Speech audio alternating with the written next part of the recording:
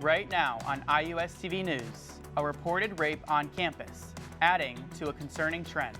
Find out what help and resources are available. Plus, a couple bars in Bloomington are taking extra safety steps. The bars included in what you can expect the next time you head downtown. And it's Hispanic Heritage Month, how B-Town kicked off the celebration on Saturday. And today, we got a reprieve from the rainy start to the week we had yesterday. That's probably not going to continue. More on that in a couple minutes.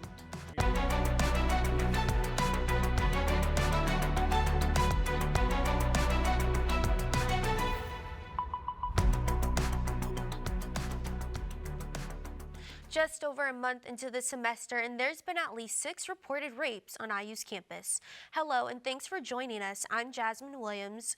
And I'm Charlie Herman. You're watching IUSTV News. A rape was reported on September 18th inside Foster Hall. It is the most recent in a series of cases this semester. IUPD has reported 2 sexual assaults, 6 rapes, and 1 sexual battery since the beginning of the semester. We know at least 2 incidents happened at fraternity houses.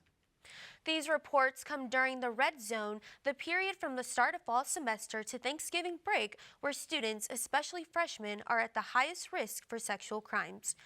IU encourages students to use sexual assault crisis services and call the IUPD if you feel in danger. A full list of resources can be found on IU's Stop Sexual Violence website. 2 bars in Bloomington are taking steps to better protect customers. Both Kilroy locations are partnering with the Safe Bar Network, a program that trains staff to spot warning signs of sexual violence and step in before something happens.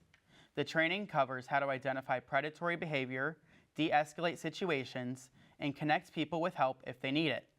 The goal is to make sure students feel safe while going out in Bloomington.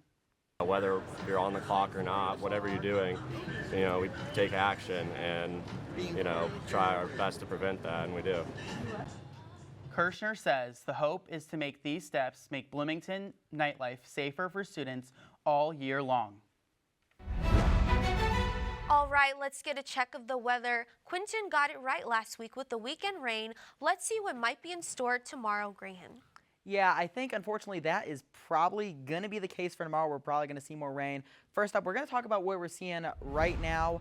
Obviously, you're looking, you look over to the east. There's a lot more, kind of that mid-70s range right over there. Then you go over up to the west. You're getting up into that 80s, but it's all kind of in that mid to high 70s, low 80s range. Seem to be in the same kind of deal here down in southern Indiana.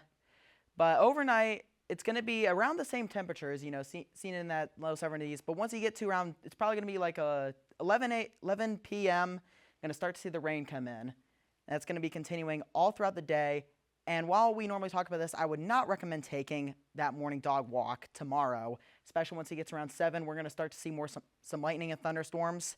Going to be some dangerous conditions. I would not recommend going out then. But coming up, what I'm going to be talking about later, we're going to have some more showers, possibly into Thursday as well. But we do get a sunny weekend as a treat for that. And then a start to the next week with some sun. I'll tell you more about that later in the show. Back to you guys at the desk. Graham, thank you. La Fiesta del Otoño, or the Autumn Festival, is always a big day for the Hispanic and Latino community in Bloomington. It's an annual event, but on Saturday, La Fiesta hit a major milestone. IUSTV News reporter Isaac Perlich tells us why this year meant so much. La Fiesta del Otoño. Anyone who's been there knows it's muy divertido. A very joyful event that represents how friendly and open and welcoming is Bloomington as a city and as a community. On Saturday, the fiesta turned 20 years old, celebrating with 5 live performances and more than 50 local organizations. Una Gran Fiesta, but Jimena Martinez Ruiz remembers its humble beginnings. We started in City Hall. We were doing fiesta outside in the parking lot. From a parking lot to Switchyard Park, La Fiesta has changed, but its purpose hasn't. We are celebrating our culture, but it's open to all the groups of Bloomington, because that's our thing this year, finding strength in community, because if we come together, we are stronger. And that's what we have seen in Bloomington. We all belong to the same It's a message of encouragement, especially for one Bloomington resident. Things are definitely kind of hard right now, I think, especially for Latina people. And so it's really wonderful to be able to see us still come and celebrate. Martinez Ruiz agrees. We want everybody to feel that they belong. Not just during La Fiesta, but every day. It's one of those events that Definitely brings a lot of joy and I think a sense of community too and support. La Fiesta is a reminder that culture is about the people, la gente, and that's something to celebrate. For me, it's rewarding that here I can see tons of familiar faces because here we know each other. Even though we do not live next to each other, we feel like neighbors. In Bloomington, Isaac Perlich, IUSTV News. Martinez Ruiz says next year she hopes to make La Fiesta even bigger with more performers, local organizations, and of course, food. The next Fiesta del Otoño is set for next September. Jimmy Kimmel Live has returned to ABC after a tense suspension from the network. The show was abruptly taken off the air last Wednesday after Kimmel's monologue about the MAGA movement's response to Charlie Kirk's assassination. Federal Communications Communication Chair Brendan Carr and networks of affiliate stations had threatened ABC over the remarks. On Monday, a spokesperson for Disney, which owns ABC, said they suspended the show to cool tension over the comments.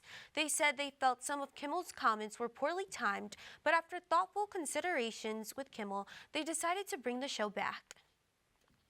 Conservative commentator and former Fox News host Tucker Carlson is coming to Indiana University to continue the Turning Point USA Tour on October 21st. This announcement comes just a week and a half after the tour's founder, Charlie Kirk, was killed at one of the group's gatherings at Utah Valley University. The event is free to attend, and you can register online at theturningpointtour.com. Tours open at 5 p.m., and the program starts at 6:30. Organizers say more details about the location will be released closer to the event. The bowling scene in B-Town just got a bit bigger thanks to an all-new entertainment center. Still ahead, we'll take you down the lanes at Hoosier Alley. Plus, flu season is on the way. Where and how to get your flu shots this fall. But first, we hear a lot about AI these days, but what about robotics? How a new degree at the Luddy School is making that a reality. We're back in a few.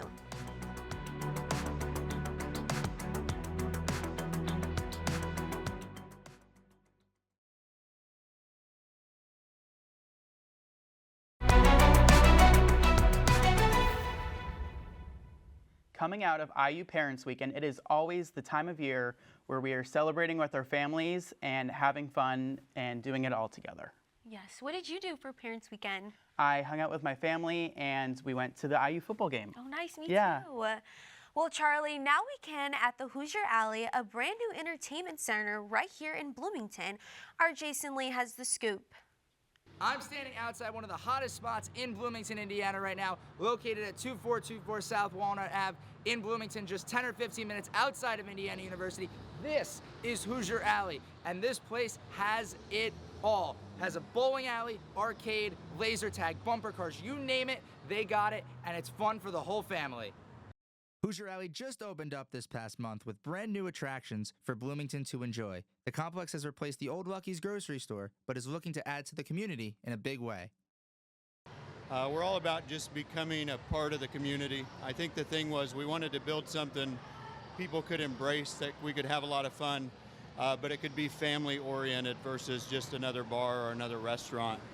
The complex is the second family fun center owned by Stacy and William McCurry, a couple who met while working at a bowling alley back in 1999.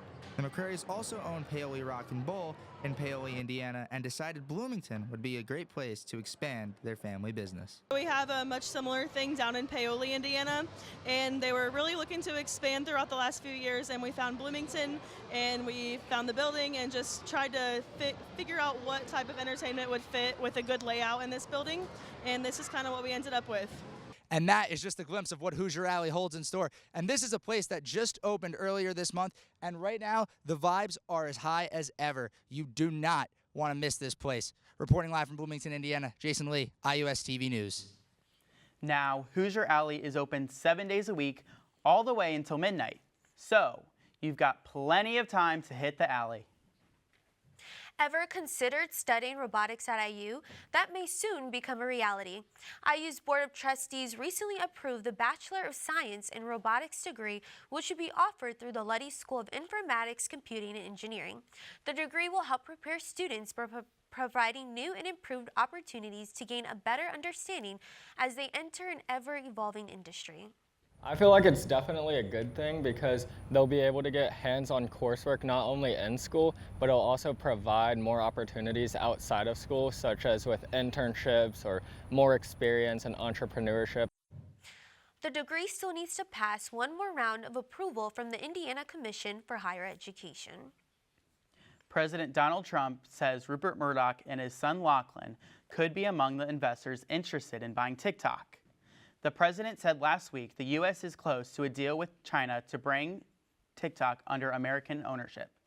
Lachlan Murdoch, the CEO of Fox Corporation, could be part of the deal, among with other U.S. investors. Congress passed a law last year banning TikTok in the U.S. over national security concerns. That law says that the app could stay in China, sold its ownership stake. Now, U.S. investors are set to own about 80%, leaving China with 20%. Rupert Murdoch's possible involvement comes as he faces a legal battle with the president. As flu season approaches, the IU Student Health Center is offering a flu shot clinic to combat the sickness. The clinics will be held from October 1st through the 8th.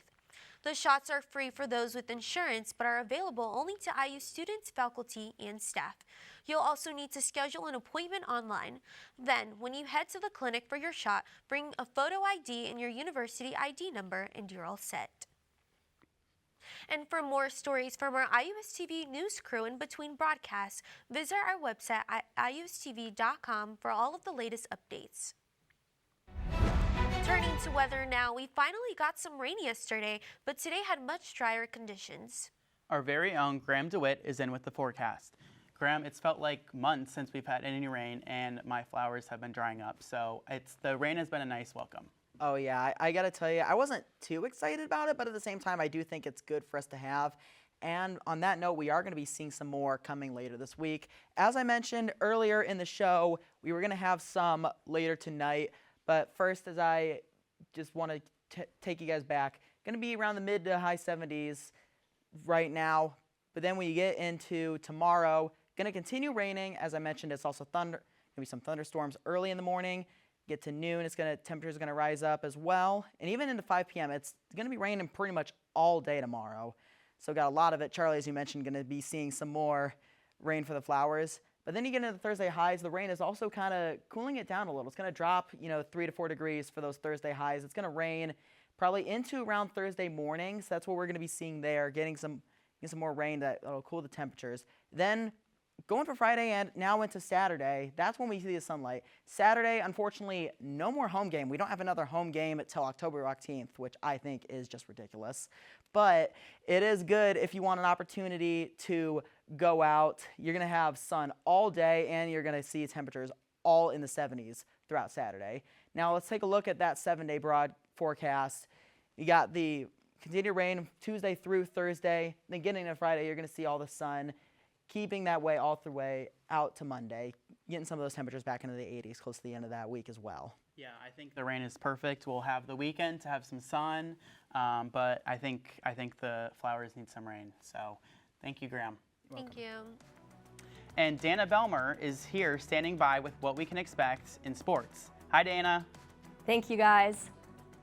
Over here on the sports side, IU football had a record-breaking night against the University of Illinois. I have the rundown for what the game did for the Hoosier rankings. Plus, IU men's basketball just announced their new 2025-26 schedule for the season. What are the home games and what are the great games? I've got the answer for you guys right after the break.